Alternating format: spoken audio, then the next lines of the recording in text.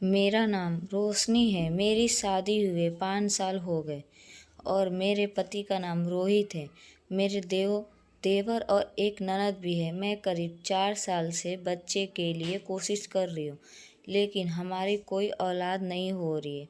मेरी सास मुझे रोज़ ताना मारती है कि ये तो बाझिन है, पता नहीं कहाँ से शादी हो गई ऐसी लड़की से। तो मैं अपने कमरे में जा कर के बहुत रोती थी, लेकिन मेरे पति रोहित मुझे बहुत सपोर्ट करते थे। बोलते थे कि छोड़ो ना, माँ की बातों का क्या बुरा मानना, वो तो माँ है, कुछ भी बोलती है, लेकिन मैं हूँ ना तुम्हारे साथ।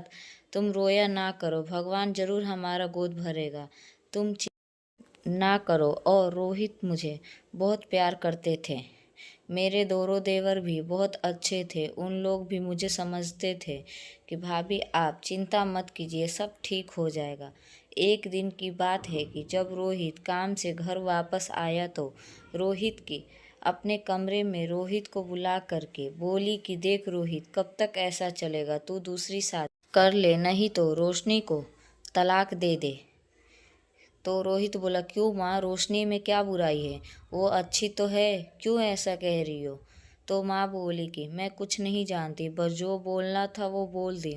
अब तू नहीं करेगा शादी तो मैं जहर खा लूँगी।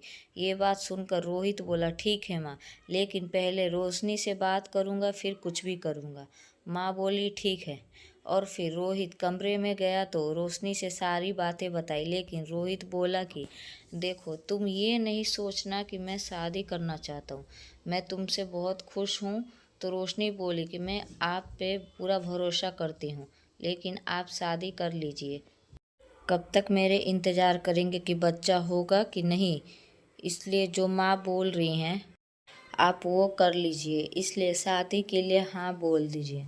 तो दूसरे दिन शादी के लिए हाँ बोल ही दी। अब रोहित के लिए लड़की देखना शुरू कर दिए।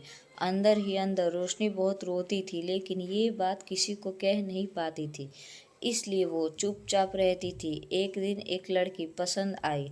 वो लड़की गरीब घर से थी, लेकिन 22 साल की थी।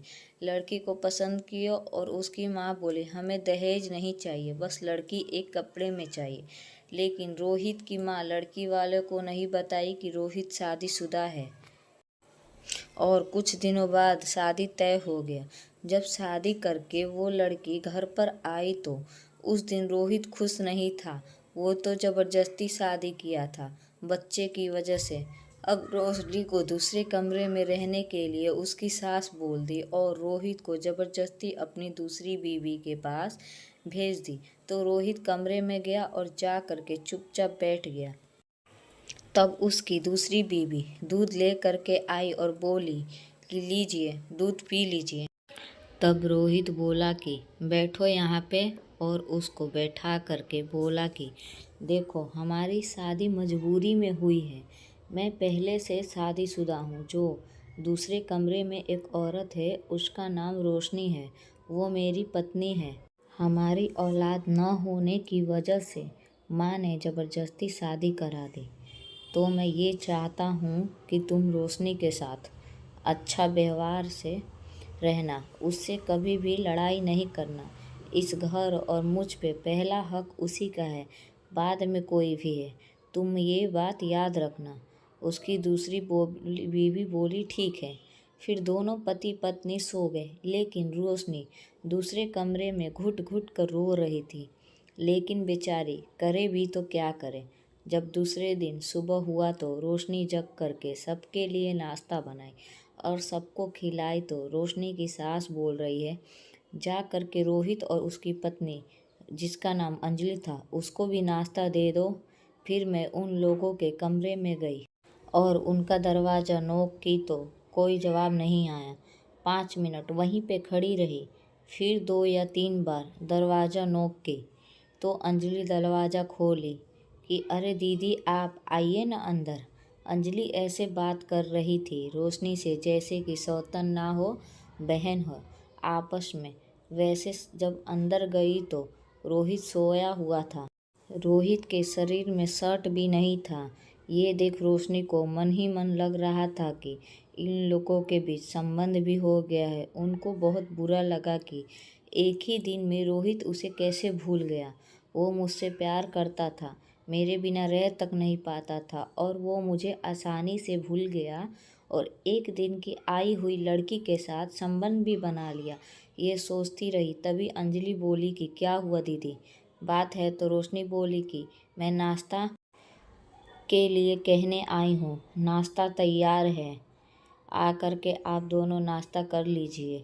और रोशनी इतना कहते ही कमरे से बाहर चली गई। फिर कुछ देर बाद दोनों आ कर के नाश्ता किए और रोहित फिर रोशनी के पास गया और बोला कि कैसी हो रोशनी, मुझे माफ़ कर देना, मैं ये सब करना नहीं चाहता था, अपनी ज़िंदगी किसी के साथ भी बिताना नहीं चाहता था, लेकिन अब अंजलि भी मेरी पत्नी है, उसको वो सब हक देना पड़ेगा जो तुम्हारा है। ये कहते हुए रोहित काम पे चला गया। जब शाम को घर आया तो खाना खाए, सब साथ में थोड़ी देर बात किए। फिर अंजलि और रोशनी अपने कमरे में चले गए। दोनों देवर भी अपने कमरे में चले गए। तभी रोहित रोशनी के कमरे में जा ही रहा था कि रोहित की माँ बोली कि वहाँ कहाँ जा रहे हो? तो रोहित बोला कि रोशनी के पास जा रहा हूँ। तो उसकी माँ बोली कि इतने सालों से उसी के साथ रह रहे हो ना, अब तुम कुछ वक्त तक सिर्फ और सिर्फ अंजलि के पास रहो।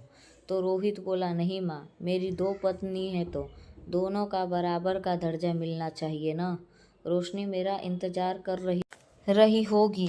तो उसकी माँ बोली कि चुपचाप तुम अंजलि के कमरे में चले जाओ, अंजलि के पास ज़बरदस्ती भेज दी। इधर रोशनी इंतज़ार करती रही और रोहित अंजलि के पास जा कर के सो गया। अब रोशनी के मन में ये बात आने लगा कि लगता है अब मैं इस घर के लिए कुछ नहीं हूँ। ऐसे कुछ दिनों तक चलता रहा। एक दिन अंजलि की बहुत ज़्यादा तबीयत खराब हो गई और उसको चक्कर आ रहे थे, तो रोहित की माँ उसे हॉस्पिटल ले गई। जब हॉस्पिटल में चेक हुआ तो अंजलि गर्भ से थी। ये बात सुन करके उसकी सास का खुशी का ठिकाना ही नहीं था। फिर उसको घर ला करके और चिल्ला चिल्ला के बोल रही थी, मेरे घर में चिराग आएगा, एक बाजिन थी तो इतने दिनों तक तरस गए थे बच्चे के लिए। ये बात रोशनी को सुनाने के लिए बोल रही थी। लेकिन रोशनी बेचारी खुश थी कि अंजलि गर्भ से है, क्योंकि उसको रोहित की खुशी ज़्यादा मैटर करती थी। उसको उसकी सास बाजिन बोली, फिर भी वो बुरा नहीं मानी। अब रोशनी दिन रात अंजलि का ख्याल रखने लगी। उसको खाना पीना सब बिस्तर पर ही ले जाकर देती थी। यहाँ तक कि रोशनी अंजलि का पैर भी दबाती थी। उसको सब चीज़ वही करती थी। लेकिन रोशनी की सास जब देखती थी अंजलि के पास रोशनी को, तो उसको बहुत सुनाती थी और बोलती थी कि तेरी वजह से अगर बच्चा को कुछ भी हुआ तो तुझे यहीं मार के फेंकवा दूंगी। फिर बेचारी रोशनी चुपचाप अंजलि की सेवा करती थी और ऐसे ही करके लंबा समय भी बीत गया और अंजलि को एक लड़का हुआ। फिर पूरा घर में खुशी का माहौल रहा। सब लोग उस बच्चे को खिलाने लगे। जब रोशनी उस बच्चे को लेने गई तो अंजलि देने से इनकार कर दी और बोली कि क्या पता आप अपशगुन हो, मेरे बच्चे पे लग जाए, इसलिए आप मेरे बच्चे से दूर रहिए। ये बात सुनते ही रोशनी दौड़ करके अपने कमरे में चली गई और बहुत रोने लगी। सोच रही थी कि इतने महीनों से अंजलि के देखभाल सब की हूँ और आज अभागिन बन गई हूँ। ये बात जब रोहित को बताई तो रोहित बिना कुछ बोले चुपचाप अंजलि के कमरे में चले गए। मुझे लगने लगा था कि अब मेरी ज़रूरत शायद रोहित को भी ना हो। अब रोहित भी रोशनी से उतनी बातें नहीं करता था। काम से आता था, सीधा अंजलि के पास चला जाता था। ये सब देख रोशनी को अंदर ही अंदर घुटन होने लगा। कुछ दिनों तक बीमार भी रहने लगी। फिर भी उसे कोई नहीं देखता था। बेचारी रोशनी से बर्दाश्त नहीं हुआ था। एक दिन रोशनी अपने कमरे में अंदर से दरवाज़ा बंद करके फांसी लगा ली और किसी को पता भी नहीं चला। जब दूसरे दिन सुबह हुआ तो सब नाश्ता के लिए आए तो नाश्ता बना ही नहीं था। उसकी सास बोली कि अब रोशनी भी कामचोर हो गई है, खाना है वो अभी उसको बताती हूँ। ये कहते हुए उनके कमरे में गई तो तो कमरे का दरवाज़ा अंदर से बंद था। बंद दरवाज़ा ज़ोर ज़ोर से पीटने लगी, लेकिन खोलेगा कौन? तब रोहित और उसके भाई दरवाज़ा तोड़ दिए।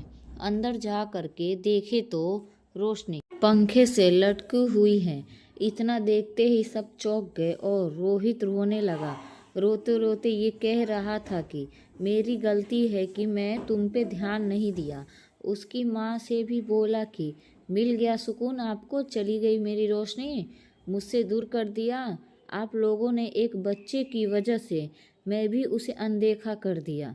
मेरी वजह से मेरी रोशनी मर गई। फिर रोशनी का अंतिम संस्कार किए। रोशनी के माता पिता कोई नहीं था, जो भी था सिर्फ रोहित ही उसका सब कुछ थे।